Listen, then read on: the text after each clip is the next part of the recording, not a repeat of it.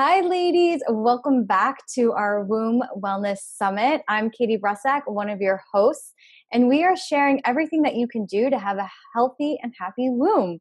We're talking all about nutrition to lifestyle to self-talk, and today we have Dr. Cara talking about art and what that means in terms of womb wellness and our health and how we can really express ourselves that way as well. So welcome, Cara, and I'm going to toss it to my partner in crime, Stasha, to do her introduction.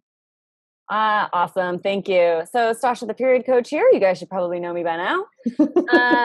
We are talking to Dr. Cara today for a couple of reasons. One is because I met her in Los Angeles where she was curating a Viva La Vulva art experience. And we had panels. I was fortunate enough to be a guest on her panel. And we had these panels of doctors and artists, and we were just talking about such real and amazing concepts where you don't think about how a doctor and the arts would go together, but it's such a powerful message when you're using the visual landscape of an artist's imagination along with the reality and realness of educating ourselves, our communities about women, using the real terminology, talking the real talk, these kinds of things. And so today for Art Day, one of the reasons I wanted Dr. Cara to talk is because she blends these things so well together. And I think hearing her story and her journey of how she came to this will be really inspirational for you guys listening. So talk to us, Cara. How are you? So thank you for joining us. How did you end up creating Viva La Vulva? What an amazing experience. Well, first, thank you for the introduction. That was, hearing it from a different perspective is always good. It's enlightening. It's like, wow, that's what you got from it, or that's what that is your perspective. So thank you. Thank you both for inviting me here and for the introduction. And so the question was, how did I even get to Viva La Vulva? First of all, tell us, we should probably break this down a little bit. Tell us about becoming a doctor and the specialty that you're in and that kind of thing. And then we can segue into how you took that and rolled it into this crazy, amazing art experience. Okay. So when I was in high school is when I knew I wanted to be a doctor. I had an amazing anatomy teacher, Dr. King. She was amazing teacher, and she brought in a cadaver into the classroom. And so I was all on it. I was like, I want to dissect. I want to be a part of this cadaver process experience, whatever. And so that's where I learned the human body and learned to appreciate what we have. And I wanted to learn more about how it operated. And so that is where that's when I knew I wanted to be a doctor in high school. And since then I've been on the journey to becoming a doctor, and I am finally a doctor. Which is, it was a path, but it's hard. It was a serious path. It was a serious path. Especially for a woman of color. So especially, yes. Nods to that.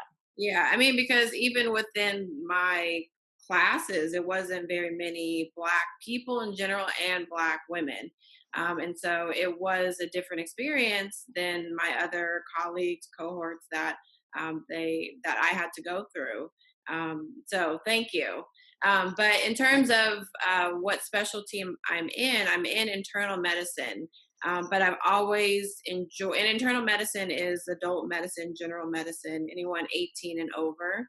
And in particular, the reason why I wanted women's health is because I just love women, and I love empowering women by them understanding about their bodies.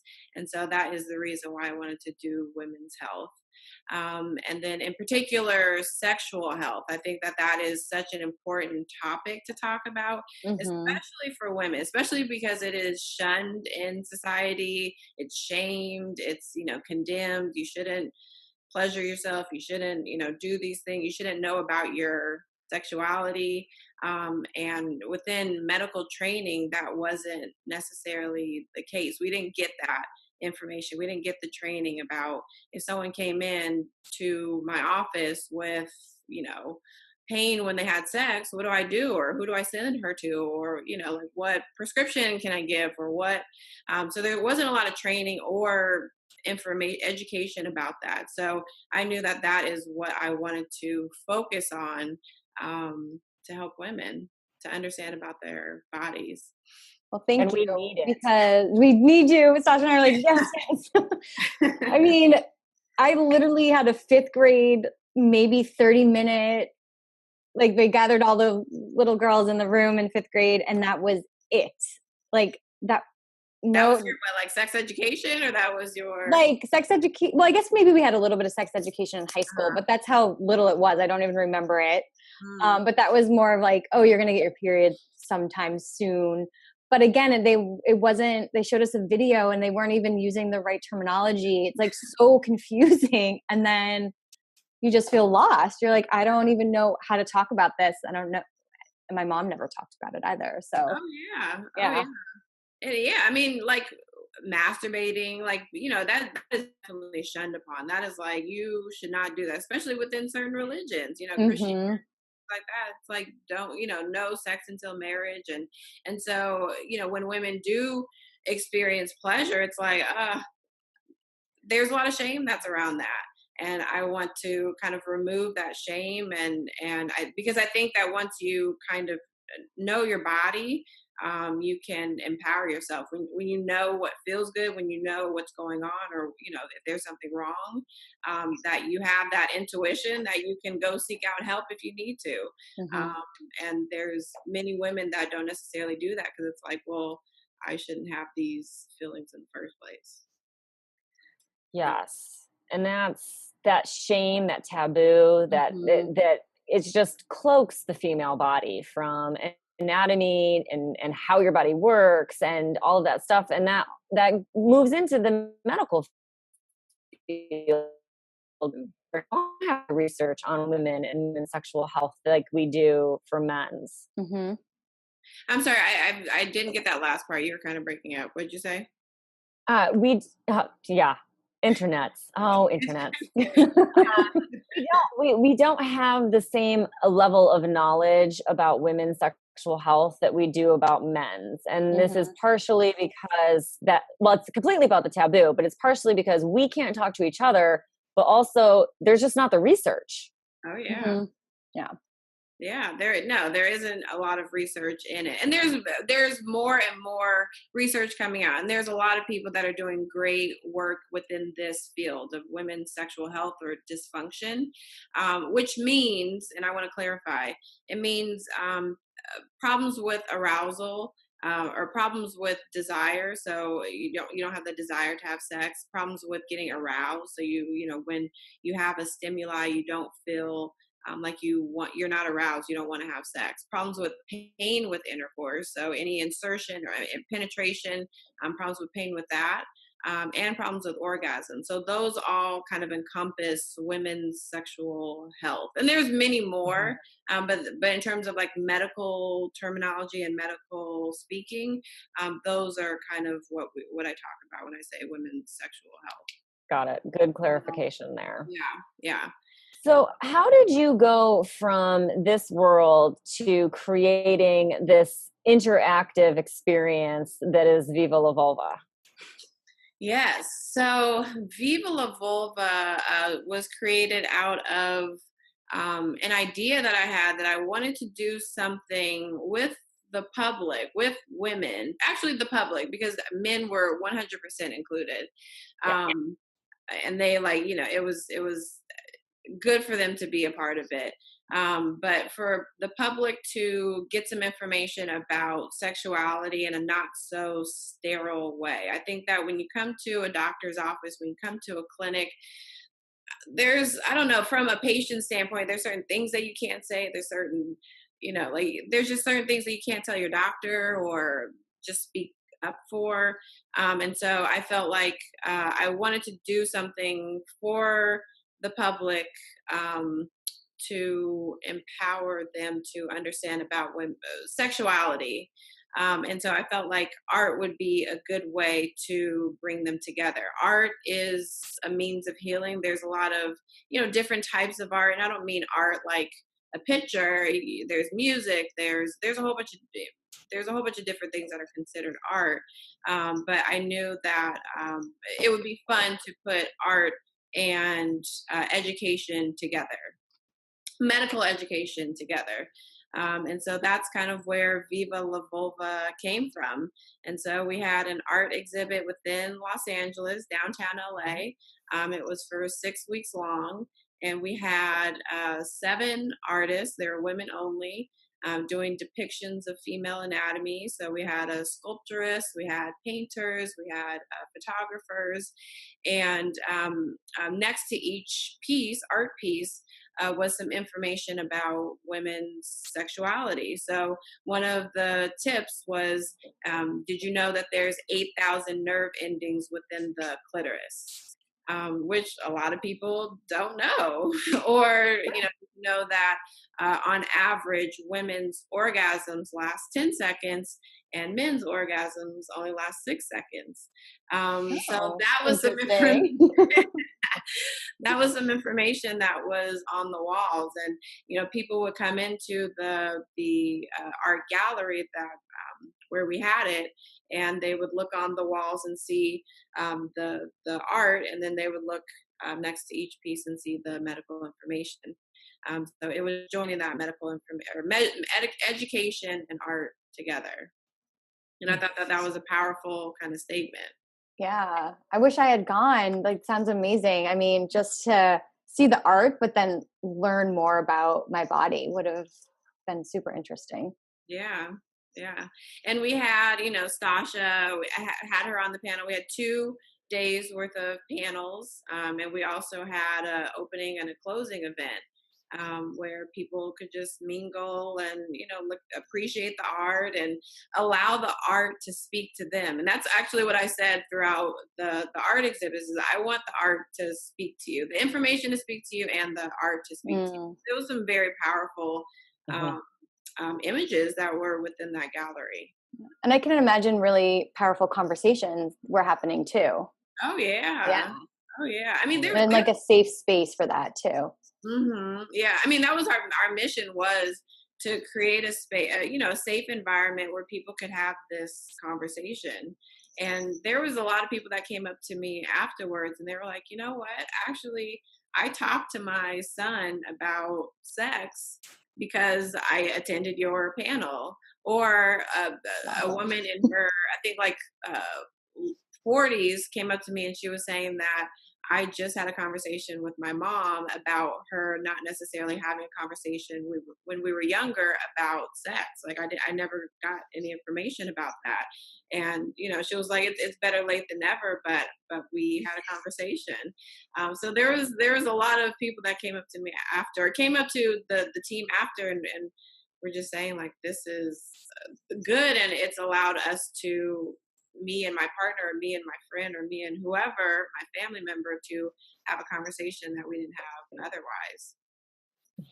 I love that. It one of the things that I really appreciated about the event was the fact that we were taking 2 such shameful actions, I guess. We were talking about sexual health and having these conversations in a room full of art of women. Where generally that's like a section of a museum where they might have like the nude sculpture of women. Meanwhile, the Michelangelo is like front and center. Yeah, but like, Venus is off in a corner where like the teenage boys are hanging out. It was a really awesome space to walk into because you were like immediately like, okay, I'm in this. Like just like you had to just let the barriers go. And you could see as people walked into the room, you could see them just sort of unwinding a little bit. Like, I have to let this go. I have to let this go. Like, I just want to be present and see this art and take this in and learn. And it was another thing that I appreciated about it is that it wasn't just like female anatomy. It was really like women in different experiences, powerful, painful, heart-bearing, very emotional. So, and some of them were just very beautiful female forms. So it was just like a very wide variety of experiences of what it is to be women, and to take that shame from sexual health, reproductive health, the female form, and take all of it and just whisk it away. Yeah. Really a very empowering space. Yeah. And I mean, that's what we go through. Thank you. Thank you for that.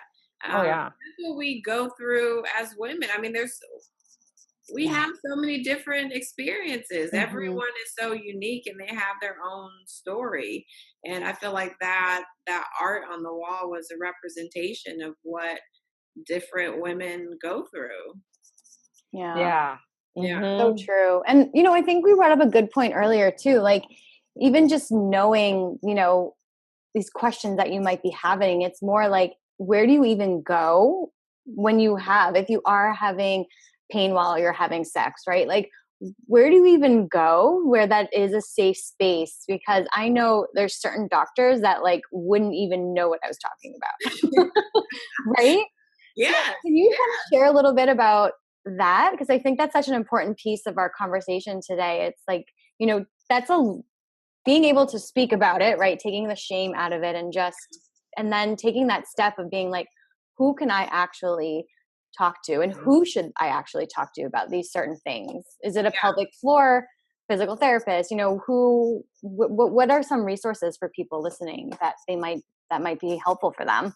Yeah, so a pelvic floor physical therapist is definitely a high resource, especially if you're having pain with sex, especially after giving birth. There's a lot of pain that's associated with sex, or just penetration after. And so a pelvic floor physical therapist, which is a physical therapist, so, anyone that helps with like bone, helping if someone broke a bone.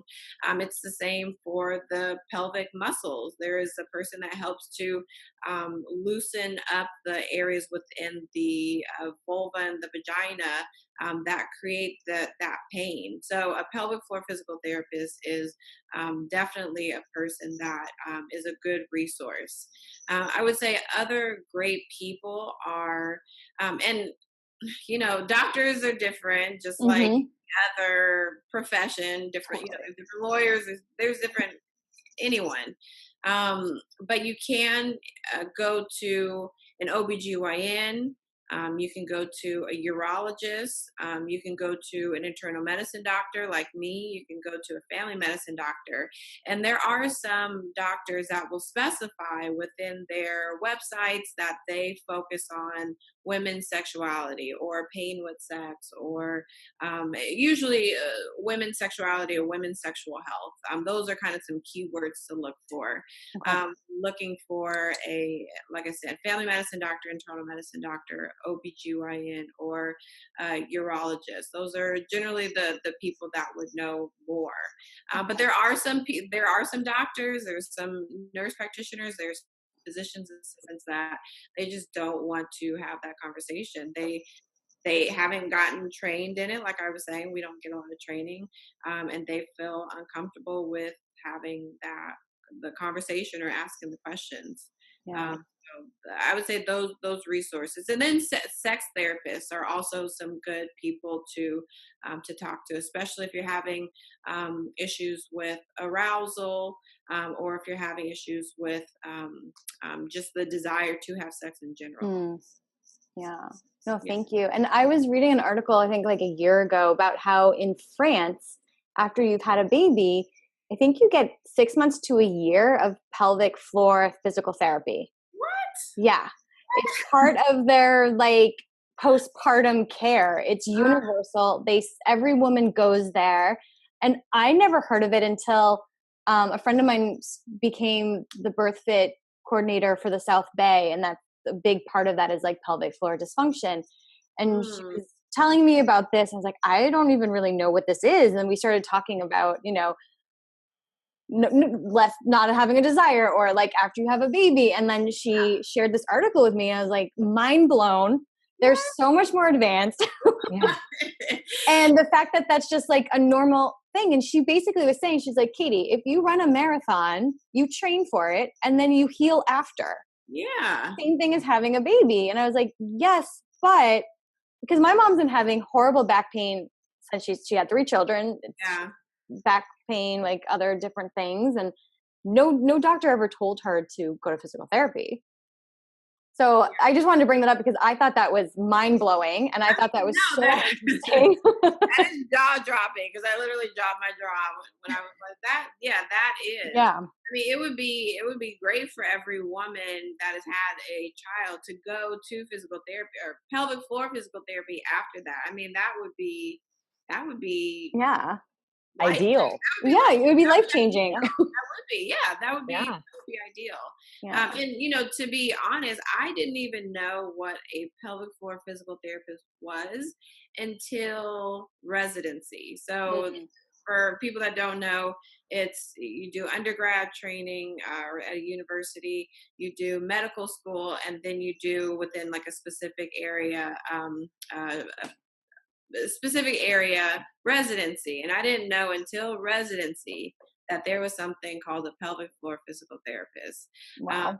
So I think that, just even within the US, that there needs to be a lot of change and advances. Yeah. And just something that every woman should be telling every other woman so that they know that that's out there. Yeah. Yeah. I had no idea.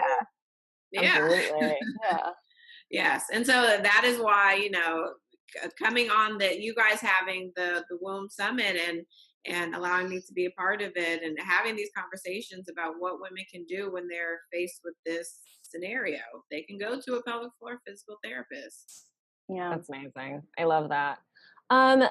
So talk to us a little bit about the effects of pleasure on the female body. I think that one of the things that keeps us in shame is that we think of sex and pleasure. Well, not that those things are the same, because they are not. So let's say pleasure. We think of pleasure as just being like a guilty habit or a bad habit or like something that you indulge in, like it's a pint of ice cream and it's going to destroy you or something. But in reality, pleasure is actually very good for us. So could you enlighten us and our viewers a little bit about that? Yeah, sure. Well, I mean, there's a lot of things that go into pleasure.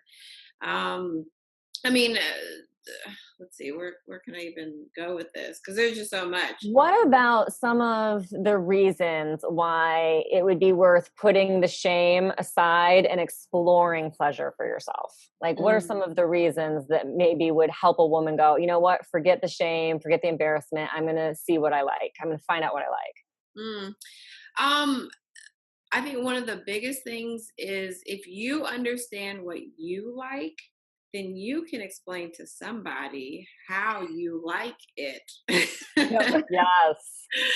I mean, if you can explain what pressure that you want, if you can explain that you don't like it hard or soft or fast or slow, or if you can understand that and kind of how your body operates, then you can tell a partner what feels good and what doesn't. Because I think what happens often in sex is that there is usually a unilateral pleasure involved. I think that there's some women that will allow their partner, if it's a heterosexual relationship, they'll allow their partner to get pleasure, but they won't allow themselves to get pleasure because they don't know what really feels good and what doesn't, and how to communicate that effectively to a partner. Right. So I think that you understanding yourself will allow yourself to better communicate with a partner on what you like and what you don't like. I love that. I think that's so genius because especially when we're in relationships, be they whatever form they take, there's 8 million different kinds and they're all fantastic. So whatever form it is, but if you're in that partnered relationship, that having that, getting that pleasure as a woman is it releases all of those happy feel-good hormones. It reduces all those stress hormones, but it also develops that connection with your partner that when you're giving them pleasure but getting none in return, you don't have that same hormonal cascade happen, and you don't have that same connection. And that's really that's that relationship connection, right? That's that thing that makes it so magic. Yeah. I mean, yeah. So going to the medical side of it, once you have an orgasm, there are certain hormones that are released, oxytocin, that allows you to be more connected to somebody else. It's the same hormone that is produced when a woman is lactating, to bring the baby closer, to have that connection with the baby. And so, yes, there are certain hormones that are released when we experience an orgasm, or when we are aroused. There are certain hormones that are released. And yes, that would not be the case if you are not feeling the same way that a partner may be, feeling for you, or the same pleasure that another partner is getting. So yes, there's biochemically speaking, there's a lot going on when a woman experiences pleasure. Oh, I love and that. not even just with a partner, but by herself. Yeah, Yeah. totally. Yeah. I love that. What a freaking genius tip. That's a good one. Know yourself so you can know your enjoy yourself with your partner, and be bold and say the words and get out there and have those conversations. That's fantastic. Because I think that oftentimes, if it's a heterosexual partnership, women being too bossy, or like, I don't want to be considered too bossy, or I don't want to be that way.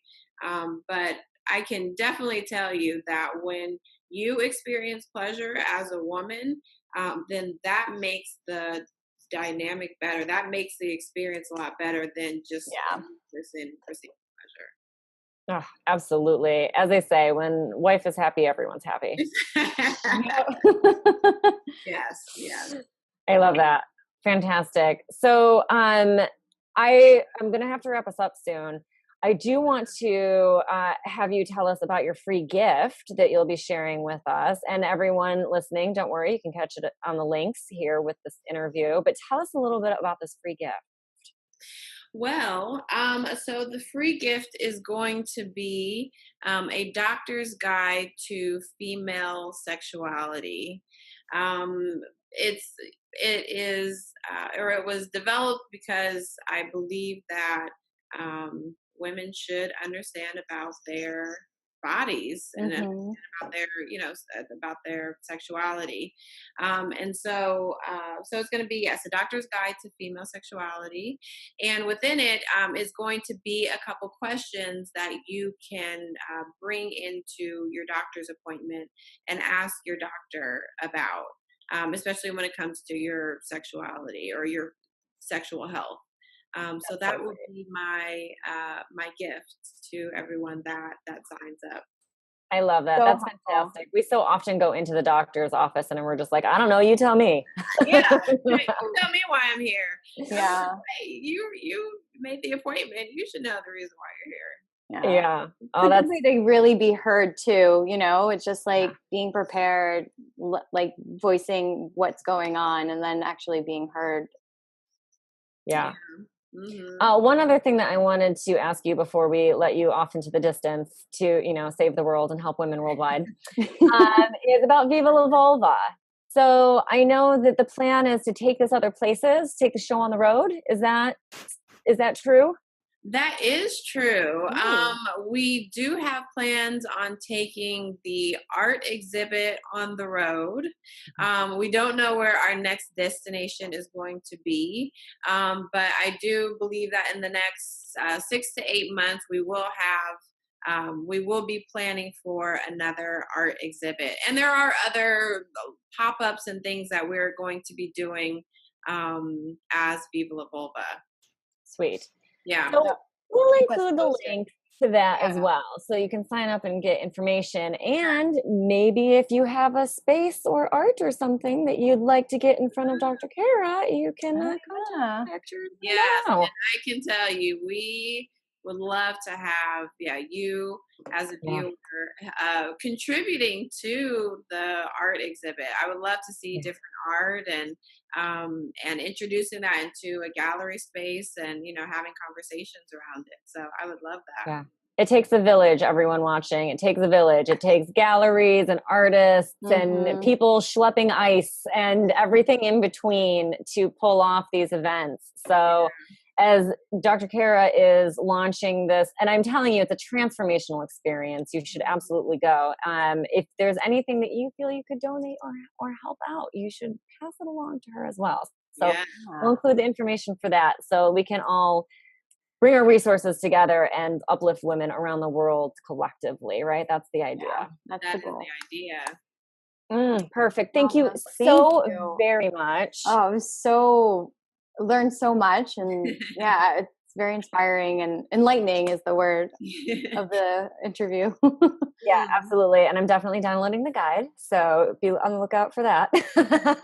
Well, thank you, Katie and Sasha, for again allowing me to be here and allowing me to just speak about Viva La Vulva and what I have been up to and about women's sexuality from the doctor standpoint. Oh, thank you. We appreciate it. And I'm sure our listeners do as well. Thank you, everyone, for listening and joining us. And we'll see you in the rest of the summit. Awesome. Bye, guys. Bye.